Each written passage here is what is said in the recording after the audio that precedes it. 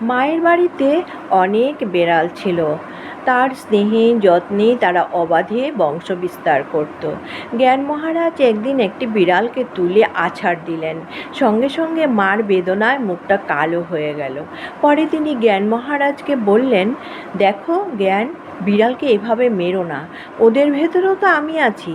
একথা শোনবার পর জ্ঞান মহারাজ কেমন যেন হয়ে গেলেন।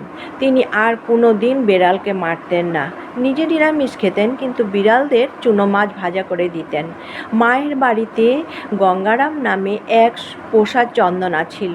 সকাল সন্ধ্যায় মা তার কাছে এসে বসতেন।